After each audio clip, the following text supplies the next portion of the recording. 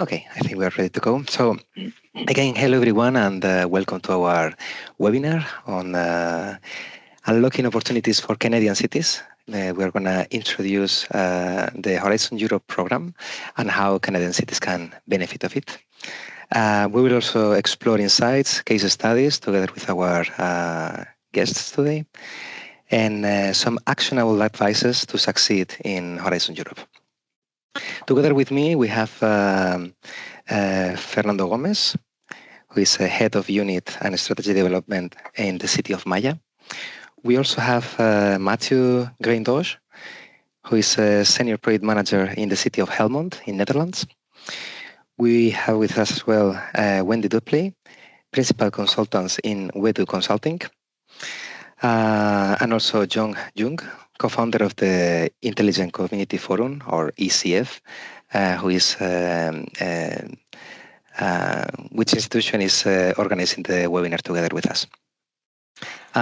Beside me, I have my colleague, Madalena, who is ensuring that everything goes smoothly in the logistics side, and myself, Breogan Sanchez, EU Project Manager in BABLE Smart City.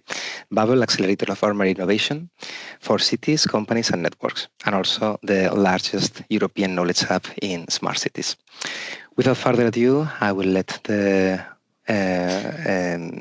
co-founder of the Intelligent Community Forum, Jung, explain a little bit what ECF is about, but right after a little bit of explanation of the agenda of today's event. We're gonna start explaining what the Horizon program is and share experience from some of the cities that has been proven successful in the acquisition and managing of European projects on urban innovation, such as Maia in Portugal and Helmond. We're gonna debrief which would be the tips and the benefits that we would like to share for Canadian cities to either embark or keep going on the pathways in the European Union project, especially Horizon Europe. And we will make a very brief roundtable to share some insights together with all of us. So now, yes, without further ado, I let the word to the co-founder of the Intelligent Community Forum, Jung. Thank you. Hello, everyone. My name is John Jung. I'm the chairman and co-founder of the Intelligent Community Forum, and I lead the Canadian nonprofit called ICF Canada. We have over 50 cities, towns, and regions of all sizes within Canada who are part of more than 200 communities that are part of the Intelligent Community Network worldwide, as well as many other aspiring communities who benefit from our programs. Intelligent communities are more than just technology and data-driven activities that take precedence. In intelligent communities, the emphasis is on people and how they use technology to advance their community's health, safety, growth, and prosperity.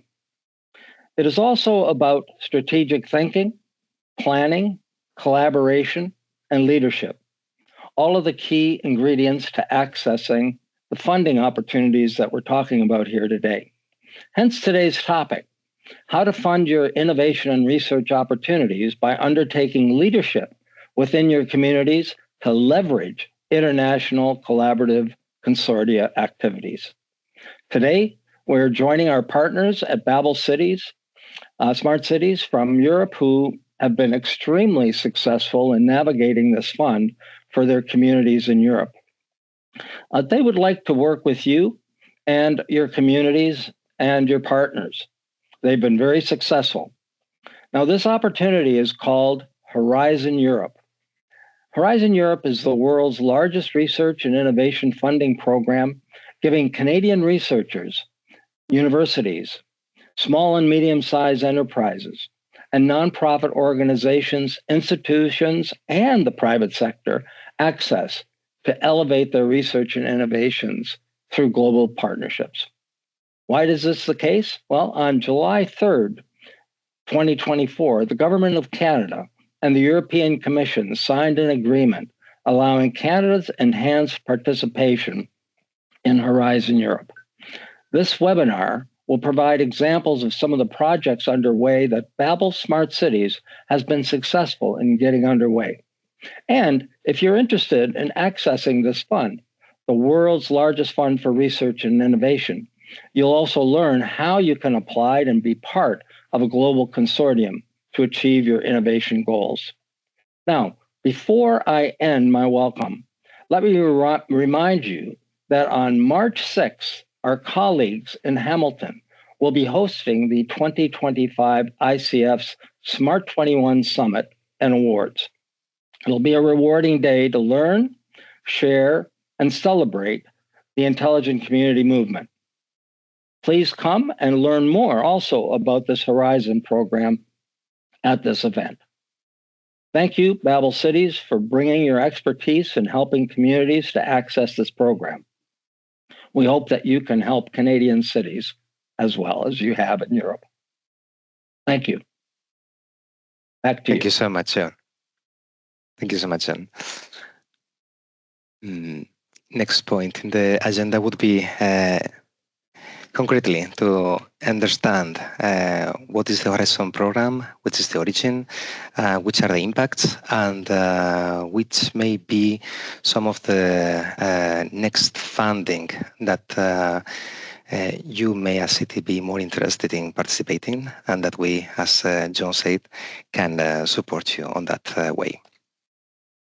I would like to start, I love this diagram, I have to say, with this virtuous cycle in which the policy became the program became the project, and the project nurtured the policy again.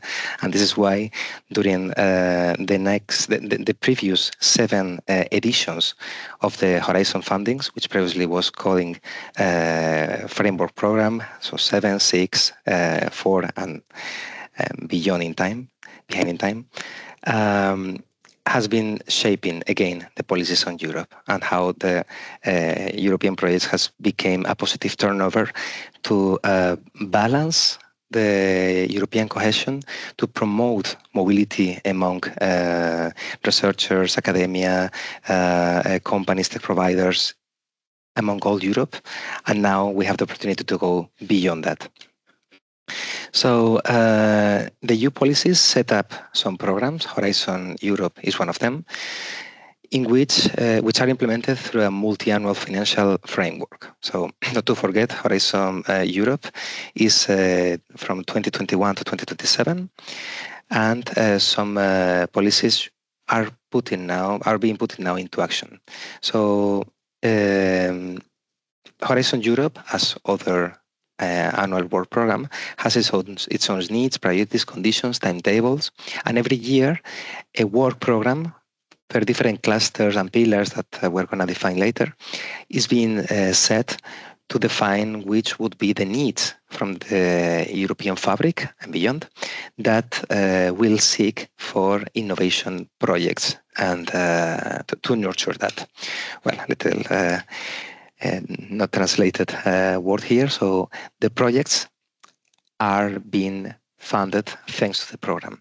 So when we apply for a project in a research activity, this directly, the results of this project, and we will see later that in the last edition, so in Horizon 2020, more than 35,000 projects has been funded on it, nurtures the policies of European Union, and also enhance the state of the art of the innovation, making the continent one of the leading in some aspects of the urban innovation arena. So just to go a little bit on the history and how this program has been taking strength over the years, we came from the framework program number 7, which was finished in 2013, which was more about technological research. Horizon 2020 was already a revolution on the financial program of the European Commission, since it opens to the international competitiveness of the European Union by different approaches beyond the technological ones, such as the social or environmental.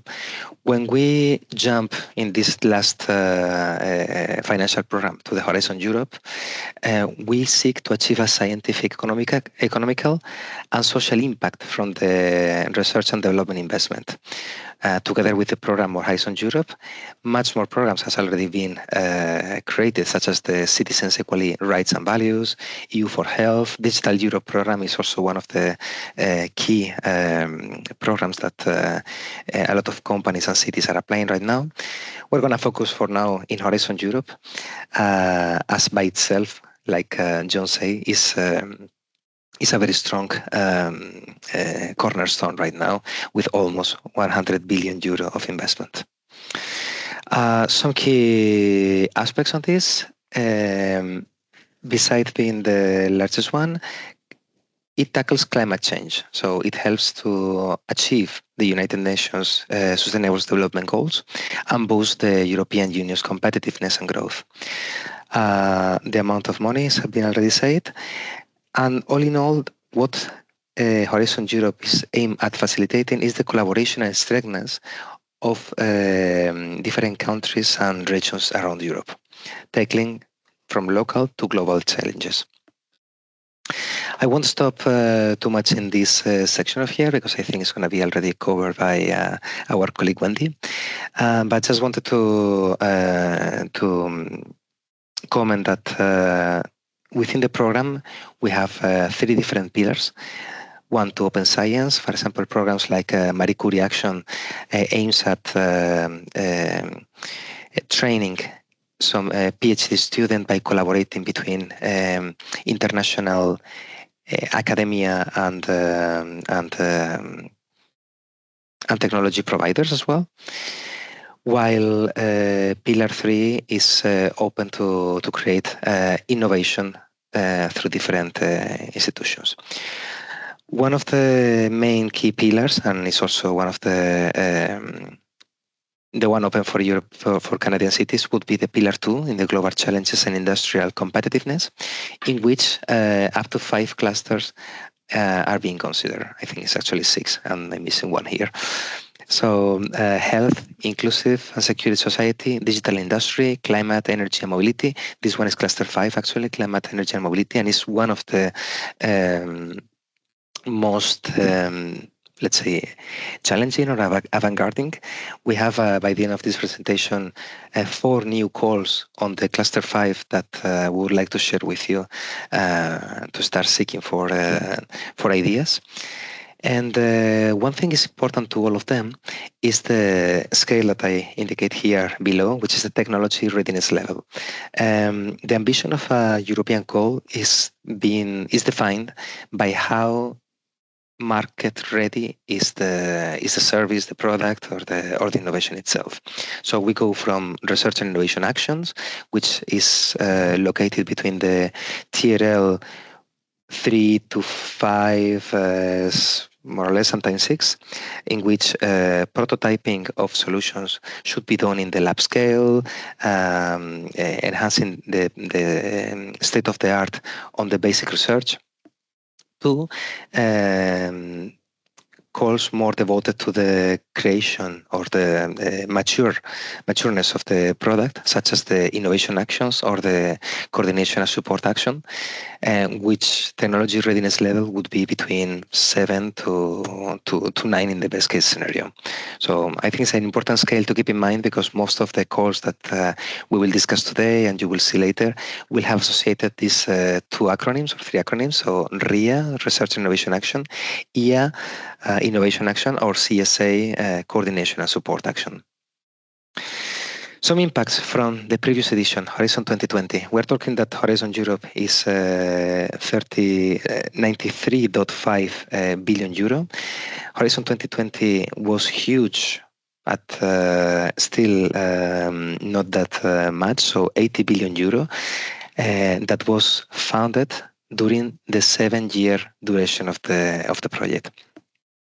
Up to 1 million of individual application has been received. That means 1 million of very great ideas that, despite not being all of them achieved, they serve at generating different calls and different frameworks, or just to enhance more ideas together for a much more stronger call. So when we work in European Horizon Europe project, we never see a failure when a project is not chosen, but a chance to say, do it better next time, right? So learn from the gaps, and the European Commission has already sent you an evaluation summary report. So read it carefully, see what is now in the basket, let's say, of European innovation, and go stronger the next time. So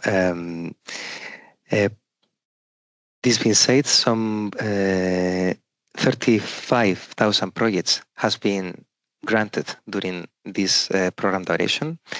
64.4% was the budget invested in sustainable development initiatives. Up to 4,000 patents and trademarks has been resolved from the program. Linked to that, up to 276,000 peer reviews publication has been peer reviewed. 50,000 researchers has been moved across sectors, and for me, one of the most important figure is the last one, which is the average annual increase to the European Union's gross domestic product, which is roughly 16 million per year. So we are talking that the investment was 80 billion. It means that the return of investment was done probably in the 5th year of duration, so 2 years before its achievement. So that's where the success of Horizon 2020 and now Horizon Europe will rely. So this being said, welcome Canada, together with the rest of countries here in dark blue that are not part of the European Union, but are part of the network of associated countries that can profit from European Union's Horizon Europe grant. And well, we also see here New Zealand and next countries to come, which are Japan and Australia. So just to quickly summarize here, our tips to get a good Horizon Europe application is to have a good idea, a good partnership, so be heard, and find the perfect match. Quickly here, showing that already a lot of institutions and university academias are already in the Horizon Europe network, with a lot of projects being already working on. And yeah, let us help you would be the last point, which is we are actually very well positioned in Horizon Europe, as well as in different other framework or funding frameworks. We also count with digital tools such as our funding matcher, in which we early detect some calls in advance. This is only some of them.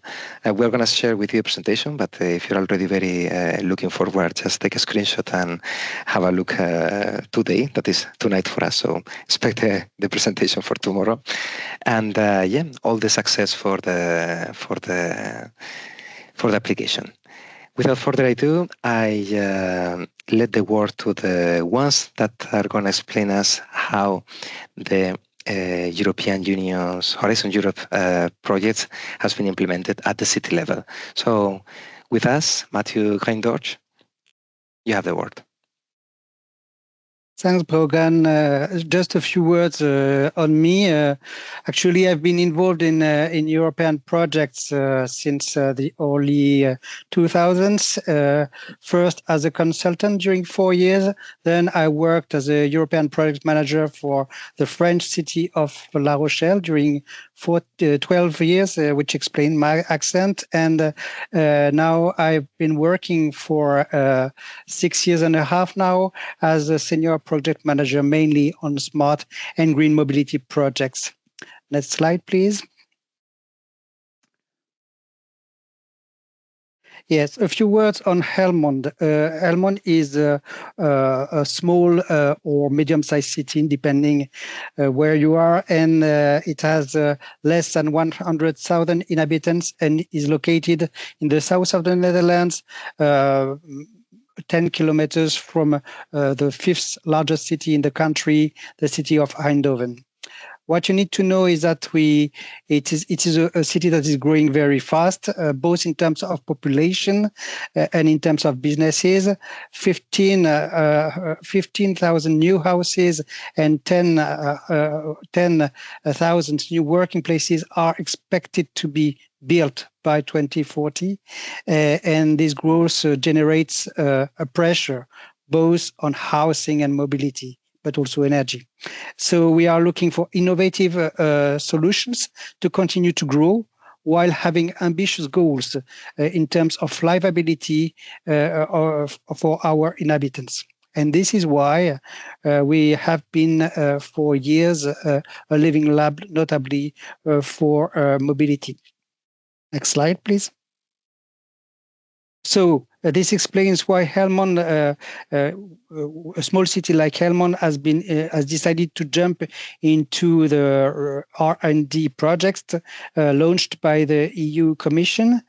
Do not worry, I will not enter into the details of this project, but it's just to show you that we have had, in the last 15 years, a continuous involvement, mainly in two fields, on cooperative intelligent transport services, CITS services, and also about autonomous vehicles, which is called more commonly here, connected, cooperative, and automated mobility.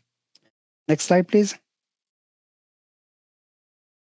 So the participation of a city like Helmond within Horizon projects allows you to innovate thanks to funding. So without this financial support, it would probably not be possible to go as far and as quickly into the implementation of projects. Money is important, but it should not be, according to me, the main motivation, and it is not sufficient to justify an involvement in EU projects. Participating on a Horizon project is a real catalyst, a real boost for the implementation of concrete local actions. I want to give you two examples right now. Without our participation in EU projects, it would not have been possible to accelerate the installation of smart traffic lights in Helmond and ITS services. I can also take an example from my former position. In La Rochelle, for example, we could launch within an EU project a bike sharing service even before Paris launched its Vélib service.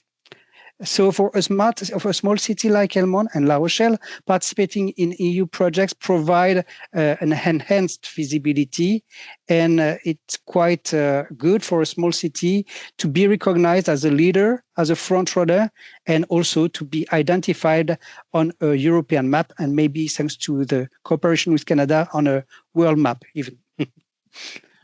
Next slide. Yeah, so cities involved benefit from the cooperation. EU projects help cities organize and perform better internally, and this is not always said. It really can help small and medium-sized cities to gain capacity and skills for the time of the project, for sure, but also very often beyond. This is how a smart mobility team has been created and is still continuing in Helmond.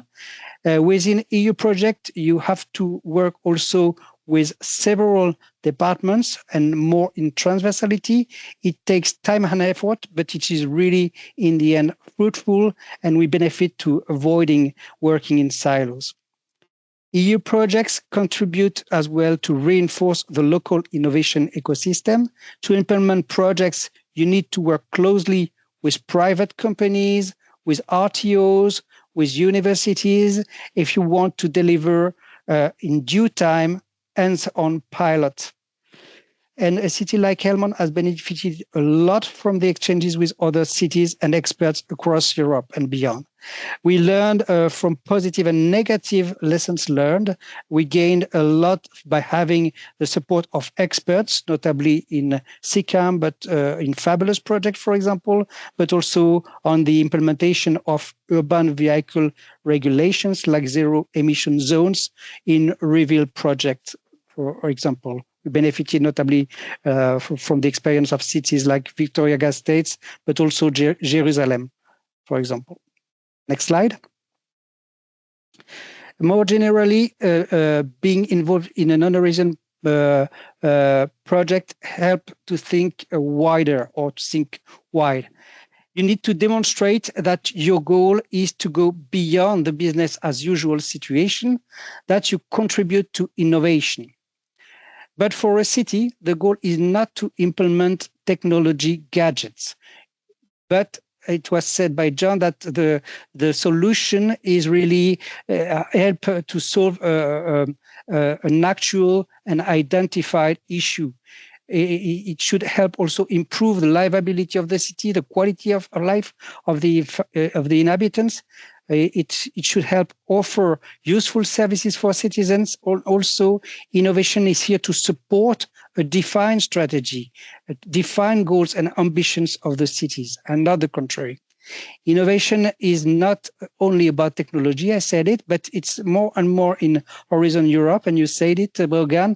It's here to offer also SSH experts and have proving that you have a positive societal impact. So it's here also to support policies. I spoke notably about UVARs and the zero emission zones we implemented in Reveal project. Next slide, please. So what are the roles a city like Helmond can play? In Helmond, we have been a facilitator for pilot projects where cities play a role as enabler of innovations.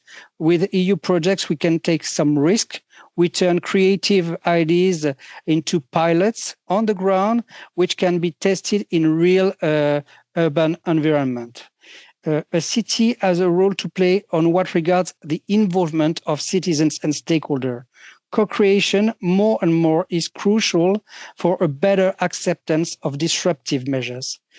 Helmond played a significant role as well in awareness raising, dissemination and events, even in at European or international level.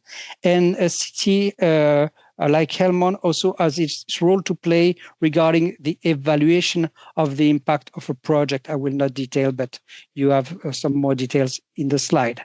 Next slide, please. This said, there are some considerations that a city needs to take into account when participating in a project. A city needs to make sure that its local agenda meets the priorities defined by the European Commission. You need to know that being involved in Horizon Europe proposal of project is quite demanding. The program has its own administrative rules for application, reporting and managing. You need as a city to have staff capacity and resources, which means very often the requirement of technical expertise, and times need to be devoted in the project, which is not always easy for a city.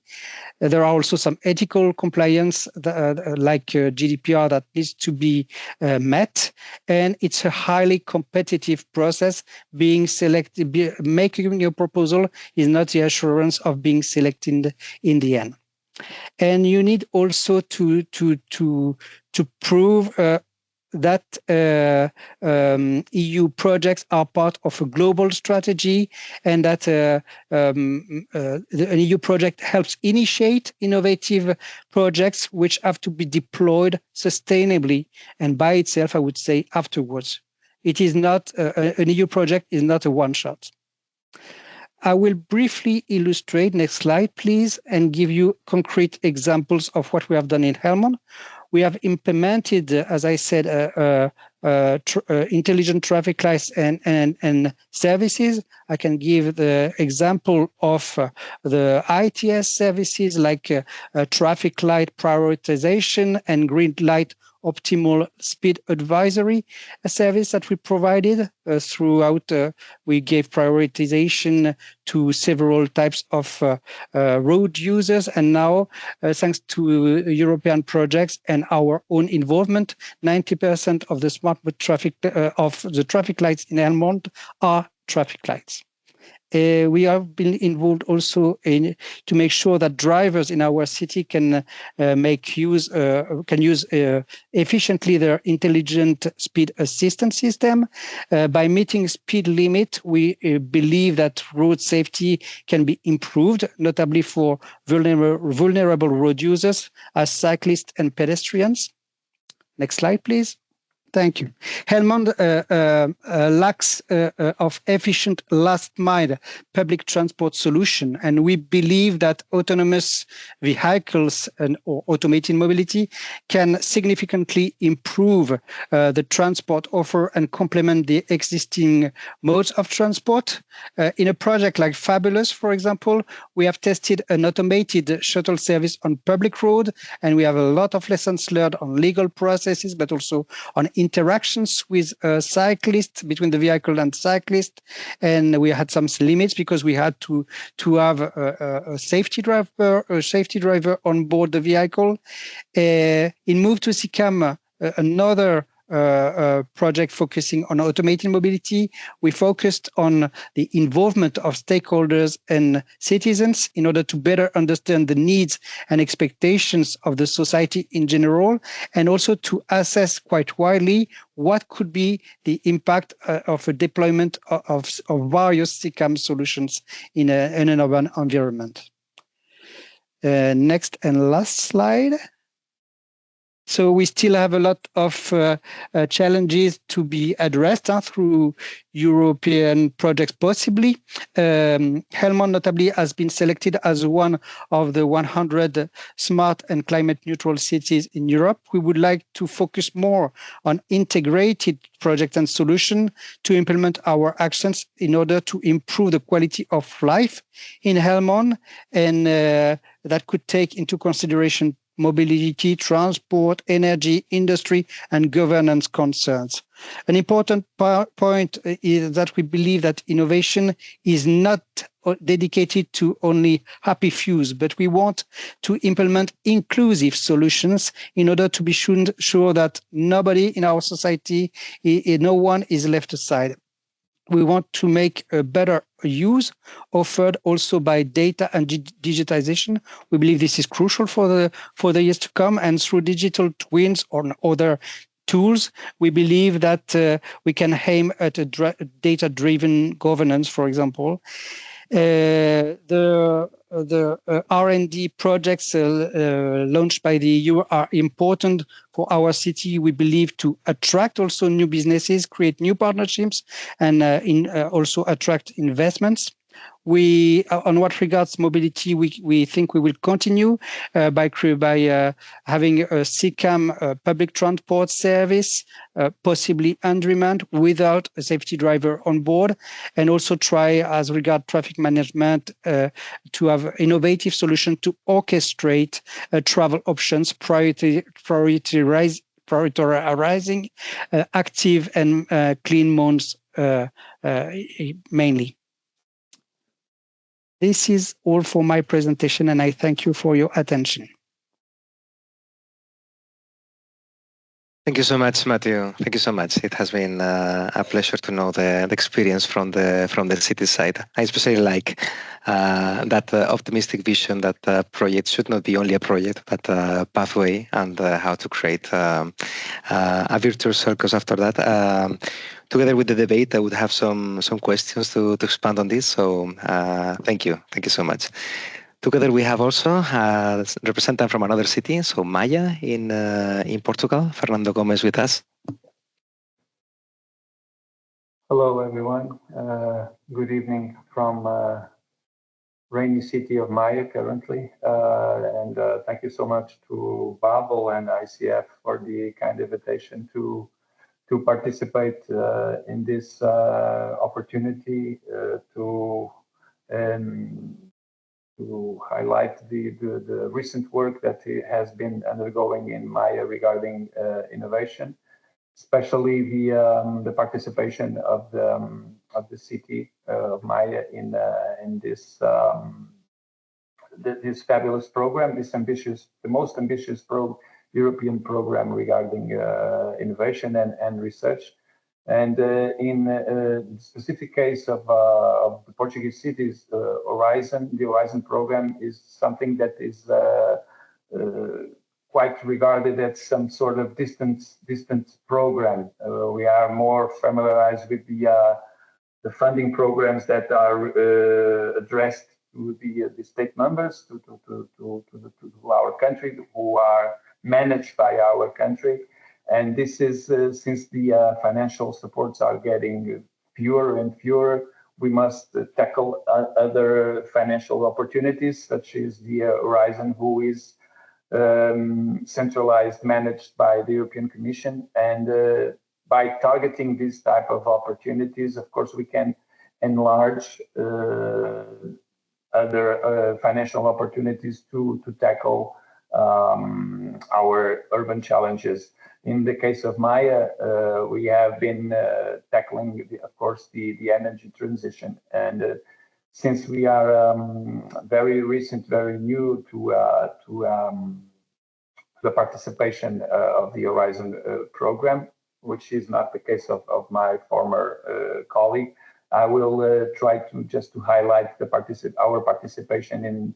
We are currently participating in 4 Horizon projects with different roles. So I will try to highlight the benefits that we have been obtaining to our urban ecosystem, especially zooming on two projects, one that has just recently ended and another one that is currently undergoing. Just before I started, I would also to highlight that, for instance, me and my unit that I had the pleasure of now being coordinating was matured through the participation on a Horizon project. And when we saw the potential that innovation can have on boosting several urban challenges, our political board, through the participation of this project, which is the one that I will be mentioned further, feel the necessity of provoking an organic change within our municipality, which was the creation of this unit for strategy and innovation. So you are looking for one of the consequences of participating in this project, which is the creation of this unit. So next slide, please. So just like my colleague Matthieu, just a quick Maia snapshot. We are located in the northern region, especially within one of the 2 metropolitan areas that exist in our country, which is the Porto metropolitan area. And as you can imagine, we face the competitiveness of the major city within this metropolitan area, which is the city of Porto, which has a very strong attractiveness on population, inhabitants, and economic development. So this is quite a challenge for us to tackle this very attractiveness, territorial attractiveness that the city of Porto has through the surrounding cities. The pathway that we have been dealing or to fight against these attractiveness is the economic development. We are very well known as we have a very strong and powerful industrial image. You have there a map of our 14 entrepreneurial areas where we are very strong in terms of innovation and in new technologies industries. And by promoting this type of model, we have been tackling the attractiveness of Porto, and we are one of the more dynamic municipalities, whether it's in the metropolitan level or in the national level. We are, for instance, we have 308 cities in Portugal, and we are the 5th more exporting city in Portugal. And of course, this very strong industrial profile, of course, it has the reverse, which is, of course, the energy topic that we must face, and that's why the participation in the Horizon program and Horizon project was a huge opportunity for us regarding the energy transition path that we are currently undergoing. Next slide, please. So what you have here was our first participation in an Horizon project. Like Breogan said, this was was supported under the 2020 Horizon framework. It's called SPARKS, Sustainable Energy, Positive and Zero Carbon Communities.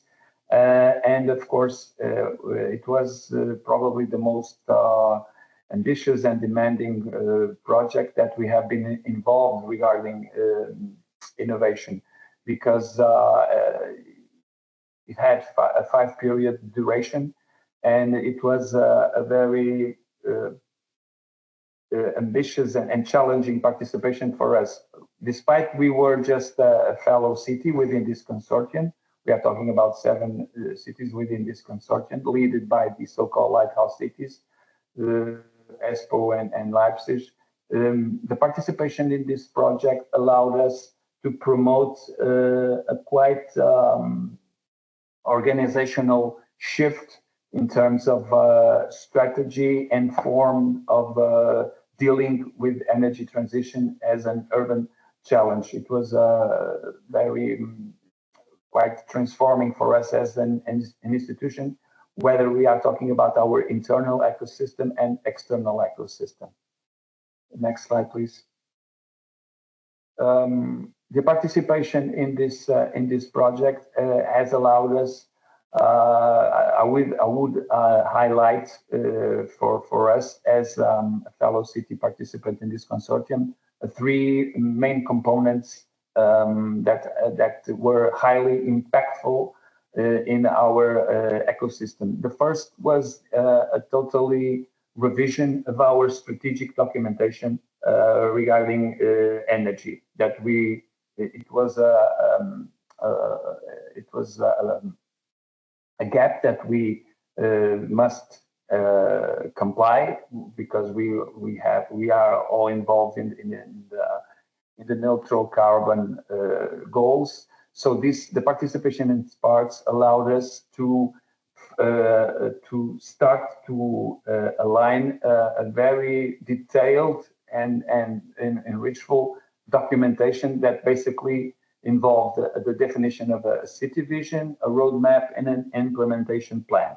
This was very impactful for us because it allowed us as an innovation unit not just to talk about the main organic units within our municipality, but also with our external municipality, especially the academic, the units research around energy, and of course our regional energy agency, who were the main responsibles for our participation in this project.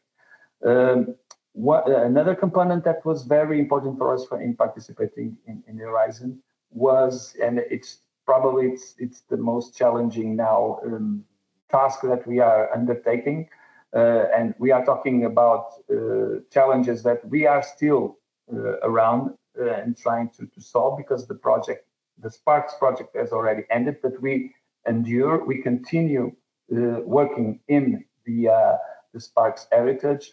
It's this so-called our urban data platform that we call EASY, Inclusive, Sustainable, and Intelligent.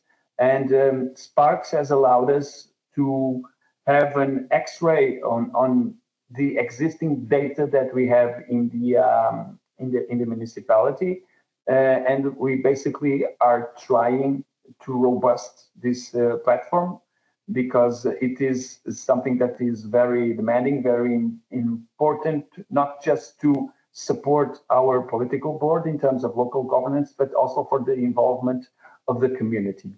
This was a major conquest, a major impact for us. This package within Sparks, which was the city digital transformation, it was very a strong incentive regarding the way that we were tackling data within our municipality. And of course, the study, the emerging forms of decentralized energy production, especially with these new forms of the so-called PEDs, positive energy districts. This was also at the time quite new for us. So the participation in the project allowed us several analysis on our buildings, on our neighborhoods, on the new and innovative ways of organizing themselves in order for the decentralized ways of producing renewable energy. Next slide. Regarding in terms of synthesis of the participation of our, the previous one. Thank you. In terms of key learnings and challenges that we can learn from the Sparks project, and reinforcing what Matthieu stated in his previous participation, for us it was very important to robust our innovation ecosystem, which was very dispersed before we participated in the Horizon project. And the several dimensions that we have highlighted through the participation in this project, whether it's urban mobility, sustainable urban mobility, energy transition, data analysis, or urban transformation processes, these several key areas that we have highlighted through this strategic process has made us talk with this innovation ecosystem, especially the private sector, and allowed us to align a strategy regarding the carbon neutrality towards 2050. So it was a major boost regarding our innovation ecosystem, and that's why we are now creating a municipal council just regarding the innovation. We have some major companies in terms of national on the national level that are located here in Maia, so we have to get them on board regarding this huge challenge regarding carbon neutrality. We are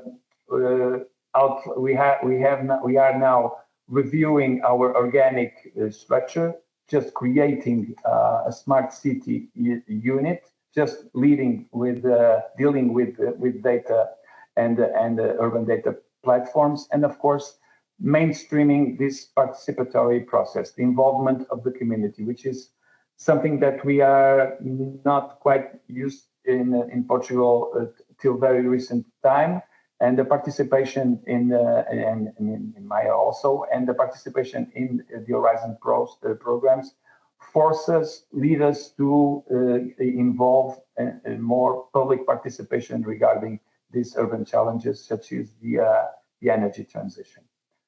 Next, please. This is another Horizon project that we are currently involved, which is called Eyes, Hearts, Hands, and Urban Revolution. This is a new one. It's already under the framework of the Horizon Europe 2020 edition. Sorry, Horizon Europe, not the 2020. And here we upgraded our condition. We are no longer a fellow city as we were in the Sparks. Now we are a lighthouse city, and this was the first. I think it was the first call that was launched within another European initiative, which is called the New European Bauhaus. And here just also to reinforce that innovation, it's not just about technology, like Matthieu stated. Here, the main feature is the involvement of a very specific neighborhood that we have here, the community of the Sobreiro, where we have been leading a very ambitious renewal process, and we will try to launch there our first inclusive renewable energy community. And for this, we are being supported in very innovative and methodological ways of having the community on board of this neighborhood. The next slide, please. Because I was just reinforcing that we also face this participation within this Ice Hard Hands Urban Revolution project as boosting this lighthouse, which is the Sobreiro neighborhood, for another opportunity that we are already highlighting in this new Calls for Horizon program to reinforce this where we're tackling here, it's the energy poverty issue. And with this participation, we will try to get more funding, especially regarding technology and PV, throughout the Horizon, another call for this participation. So, synthetically, the Horizon, like I said, was a very distant at the time when we entered Sparks, was a program that was not like, on the contrary of Helmond. It was very distant for us and for several Portuguese cities, but we have been intensifying this participation to get funding and to robust our innovation ecosystem, especially the connection with the universities. We have University of Maia, which is very important for us to that lead us to participate in this type of consortiums, and of course the private companies that we have here. So it kind of, although we are not getting, and this is also very demanding for us to explain to several stakeholders here, that we are not getting funded for infrastructural or highly interventions on buildings sometimes, but getting funded to robust this innovation ecosystem, especially the connection with private sector and the academia, it's very important for us as a city to boost our urban challenges. Like I said, for now, our four projects, we are participating into more, but we are focusing now just in the energy transition. So thank you so much again for the opportunity, and of course it's very lack of time to explain in detail each project, of course, and I'm not going to do that.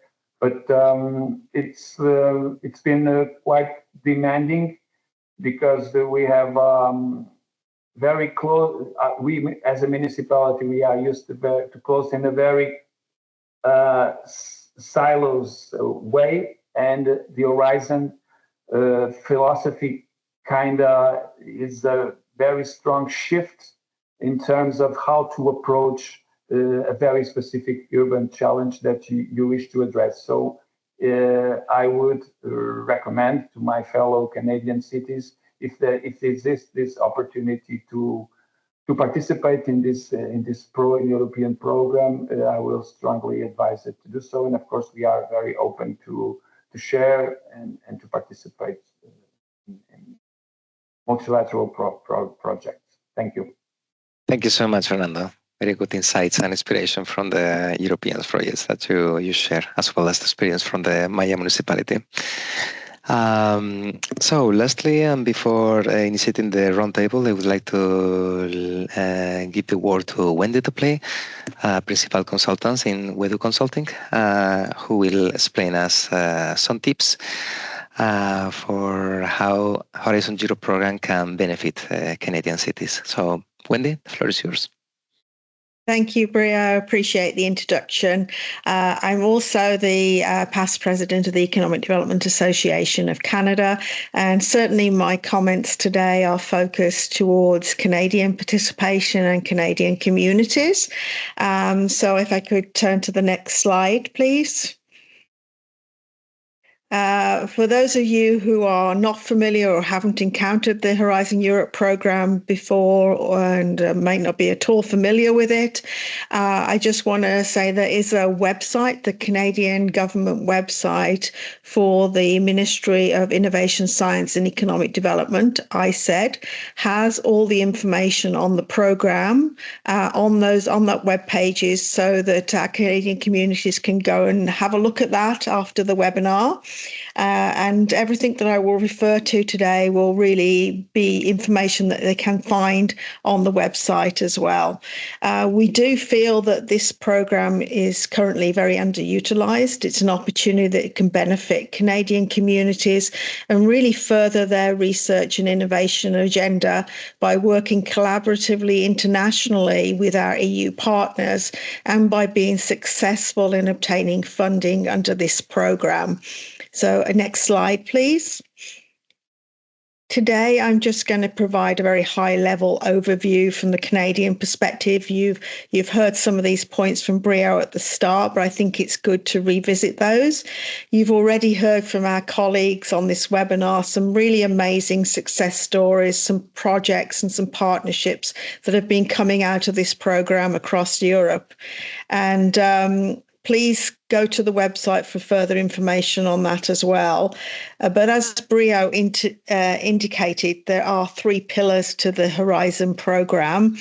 But I do see pillar 2 of the program mostly of interest to Canadian communities and groups, because this pillar enables the Canadian organisations and the consortiums to apply directly. There are 6 sectors or 6 clustered under Pillar 2. And I think when you look at the list here on the screen, you will definitely see that most of these clusters are areas of focus for many communities across the country. So next slide, please. I just want to emphasize as well that what Brio indicated, that 2021 onwards, the emphasis is to achieve the scientific, economic and social impacts. So again, keep those in mind. But each funding call for each of the clusters or the sectors will have its own budget and its own guidelines. So calls for these proposals for the work programs are normally every 2 years. Generally, direct costs are financed at a rate of 60 to 100%, indirect at a flat rate of 25% of eligible costs. So definitions on what is an eligible cost and what constitutes direct or indirect costs, again, is all specified on the Canadian government website. What's really key is once approved funding, the funding recipients, they decide how to allocate the funds amongst their consortia partners.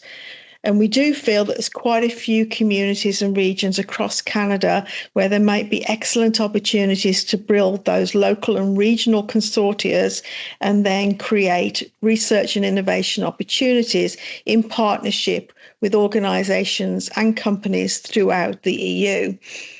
Economic development is very much about being a conduit, a connector, and a catalyst for your community and for your region.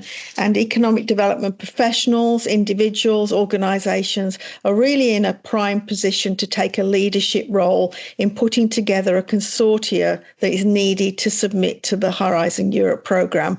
And these folks across Canada may already have similar consortia in place and already have cluster or sector-based initiatives in their pipeline that will be ideal to submit to this programme.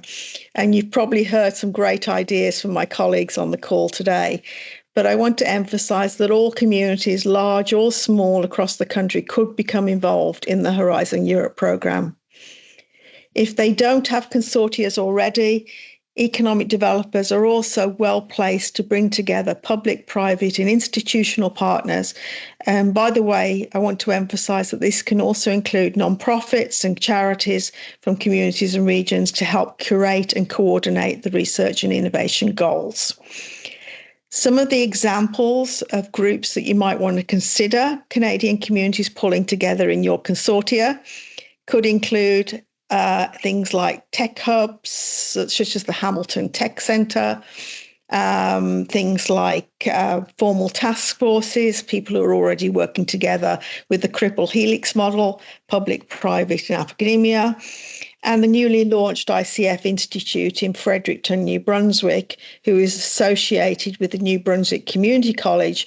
They're already undertaking research and innovation projects. They would be a great fit for a program such as this. And then not forgetting your Chamber of Commerce, your boards of trade.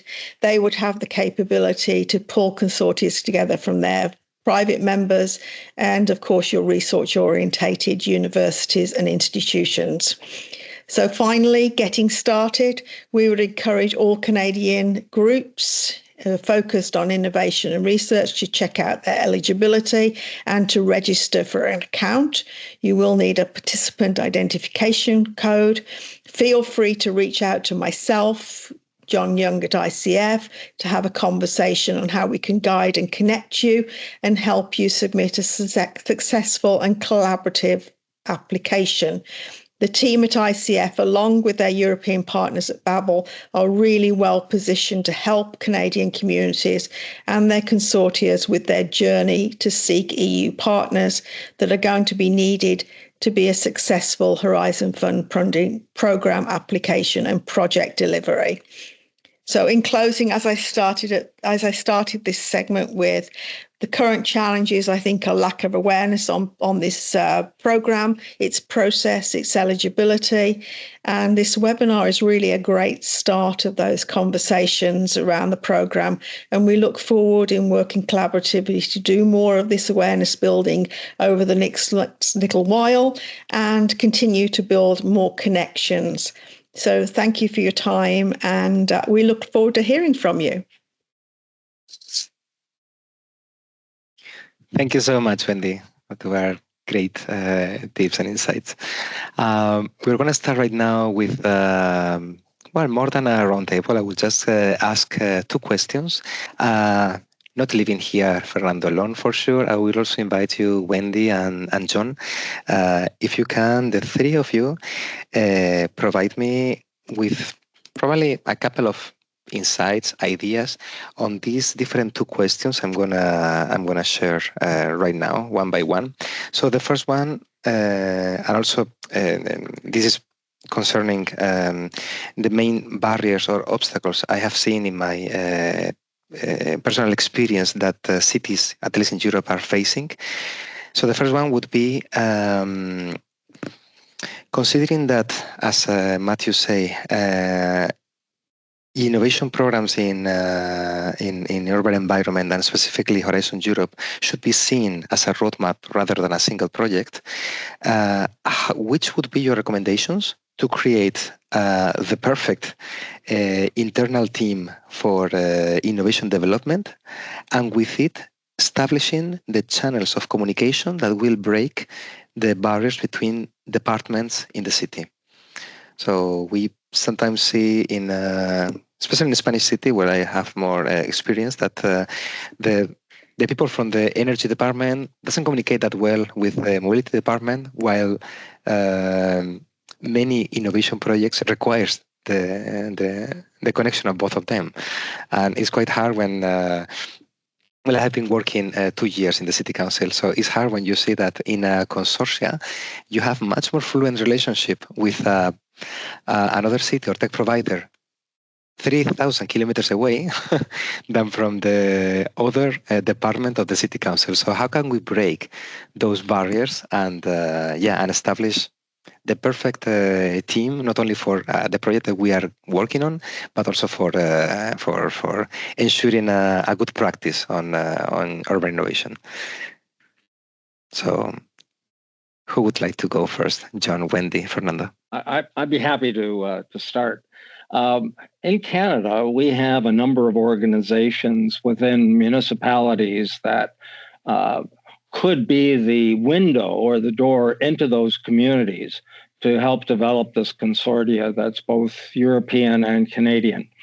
I would say that you have a good person here in the form of Wendy and the Economic Development Association of Canada as a good entry point.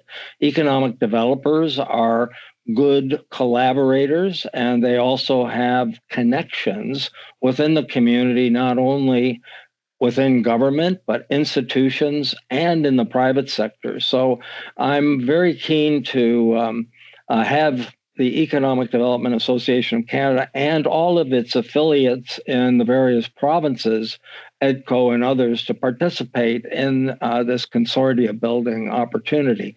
I think there are some other things that I would point out in Canada. It's important in those municipalities to find a champion, somebody within those organizations that can take this leadership role and help to facilitate, curate, and make it happen, because it's a challenge to get everybody together who needs to be part of this consortia. I understand BABLE Smart Cities has been very successful in not only getting the application and navigating through the process, but it needs a person or two in each municipality to make it happen within those municipalities. And so I would urge the economic development community and participants in organizations like the Planning Association, CIP, and others, as well as the Federation of Cities, FCM in Canada, to come together and make an application and be part of this consortia building. So leadership and champions are very important. And Wendy is a good leader and a champion who can help. So she'd be a good first person contact in Canada to go after. That's my point. Thank you, John. I appreciate the vote of support. And I think, economic developers, and it's been my profession now for 10 plus years in Canada. And I think, that we're used to working across municipalities and across groups of private, public sectors, institutions, and really breaking down barriers and silos. And I think, the idea of leadership is absolutely paramount. The idea of having a champion leading from the top, and also the value has to be there to encourage others' participation too. And I think once you create those truly great, open, collaborative consortiums, that's when the innovation really starts to take off. And like you said, there's so much in Canada that's already been done on this side of things. And I think to have that now directed to more of a global audience with the Horizon Europe program will be an exciting opportunity for many, many communities.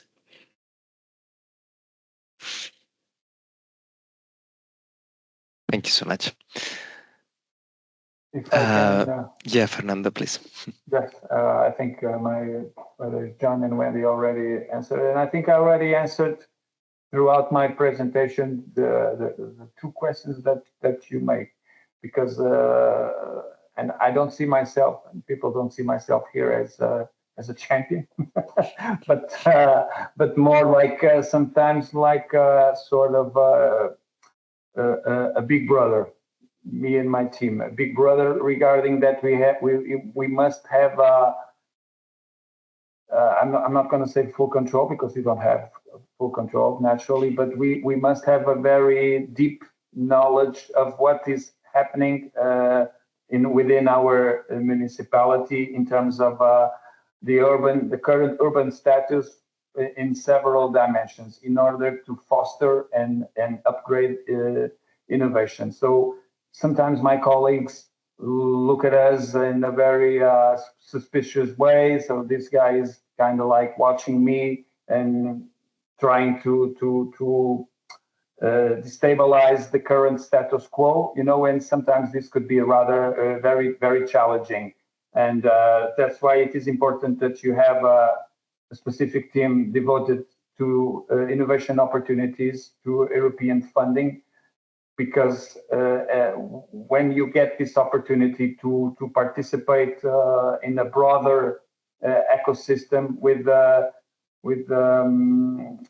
partners that are innovative and with different approaches that can be very attractive and very captive throughout their approaches to the urban challenges, then we can also bring on board the other organic units from our unit to also collaborate in the project, for instance, in this Horizon project. So it's very demanding, and of course, it's very important to have a political support, especially from our mayor. It's very important that you have this political support for boosting innovation throughout the institution ecosystem. Of course, in terms of communication channels, for instance, we regarding the Horizon projects, we have this so-called Smart Thursdays, where everybody that is involved in the project gathers and kind of highlights the advancement or not of the project.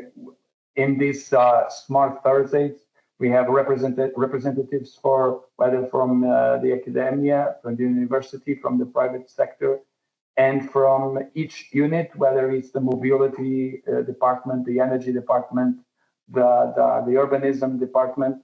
Everyone that is involved in the project is participating, more intensified or not, but is participating in this transversal and multi-sectoral meetings, usually with the political representation also present there, for us to get the project advanced. So I think it's very important to have a devoted unit to innovation, of course, but always with a multi-level approach. Thank you. Thanks to you. And before we jump to the Q&A, my colleague also, Madalena, has written here in the chat. Feel free to drop your questions. We're gonna comment later. So before going there, my very last question, and I would like only a couple of headlines on this. A lot of European projects are about experimentation, are about testing, if it works, to replicate, and etc. So the question would be, to your regard, Jung, Wendy, and Fernando, which would be the, let's say, two key priorities to consider for a city pilot, Living Lab, Sandbox, call it however you want, to be successful and to stand on time, and not to be just a prototype for a 4 years project, but to really make a good change in the city, to be replicated not only in the city, but in the neighboring ones. So which would be, the two priorities to consider, or the two key factors to consider? Okay, I'll start. From my point of view, the two key things that people in communities, when they do a project like this, should consider is, of course, how does it fit within the overall strategic planning and implementation of the community? If it's involved with, for instance, traffic or infrastructure or whatever, it should be not just a standalone program, but it should be something that then the community can measure, can look at the KPIs and be involved in it to see that it's actually doing something within the community. The second piece is that it should be something that's achievable. It needs not only funding from the Horizon program, but it needs to have a sustainable opportunity to be implemented, be successful, and continue, so that the community can see value and can continue to improve upon not only what it wants to achieve, but what others in the community want to achieve as part of it. Wendy, do you have any suggestions? No, you sort of stole my thunder a little bit, John, because I was going to say my top one was really that alignment with community. I mean, that's paramount, really, from a political standpoint to maintain and have that political support that Fernando talked about. It's so important if these projects are going to be sustainable over the long term and continue to evolve. And that's what we're all aiming for here. We're not out to just do a project, which I think Matthieu talked about here. It has to align with the community, its assets, and where it's going in the future. And, you know, I go back to the one we talked about last time. It has to have the leadership as well, from not only the consortia and the team, but also from community as well. And I do really like the way that this program has evolved to not only be the scientific elements, but also the social and economic as well, because that so aligns with the whole ICF and intelligent community concepts as well. So I think, you know, a lot of the Canadian intelligent communities, again, are going to be prime candidates to work on the Horizon Europe programs. And just to, can I add, it's not just then economic developers, it's also the CAO, the mayor, urban planners, the engineers. Within the municipality, it's those partners, but then you have to also reach out to the chambers of commerce, to the private sector, the startups, and bring the whole kind of party within the community together to be part of this. Yeah.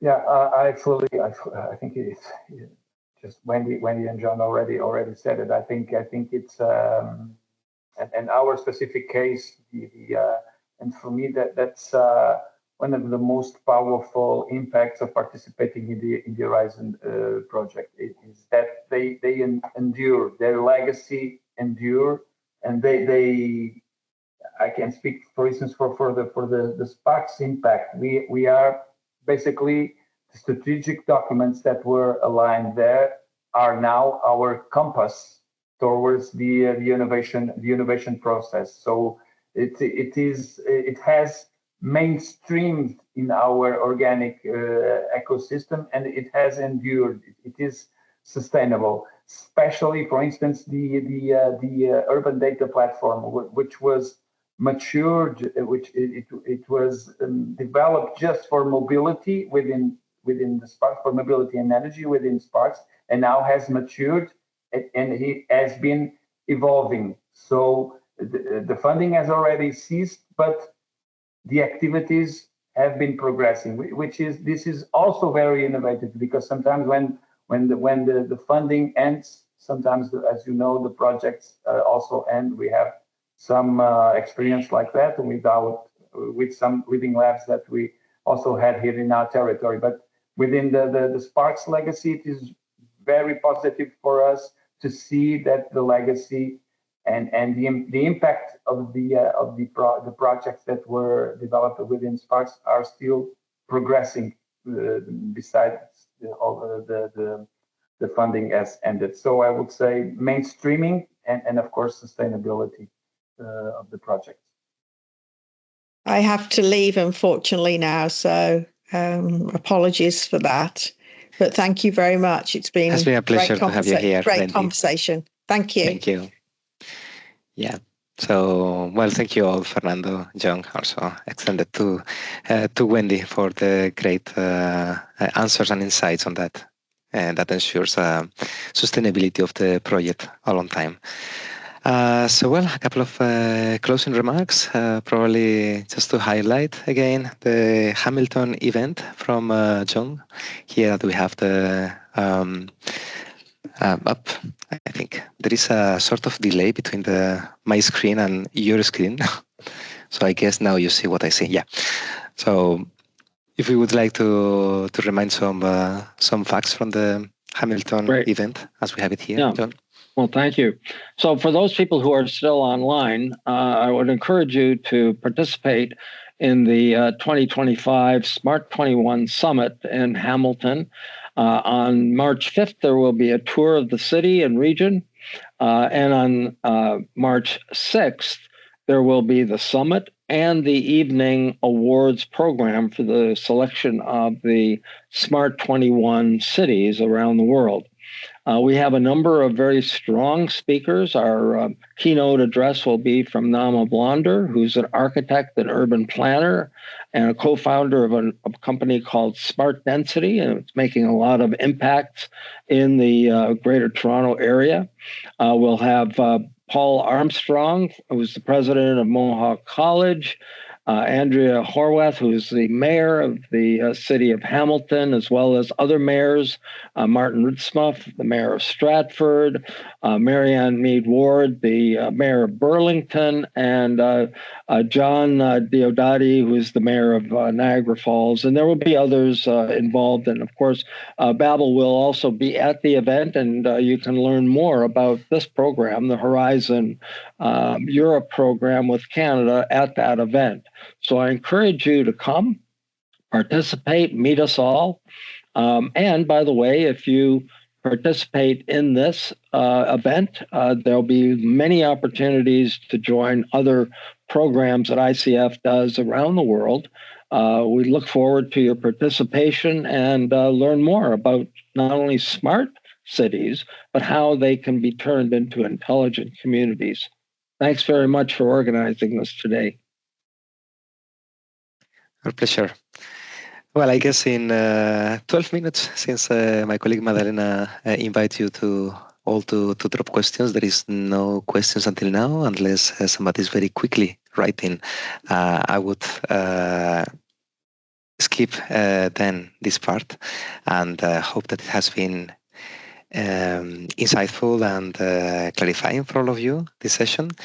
We remain completely at your disposal. Contact us for further information whenever you need to discover new European projects, opportunities, and here we are for you all. A pleasure to have you all here, Jung, Fernando. They left already, but Wendy and Matthieu as well. They have been very providing very good insights in the conversation today. And without further ado, myself and my colleague, Madalena, wishes you a pleasant day and hope to keep in touch.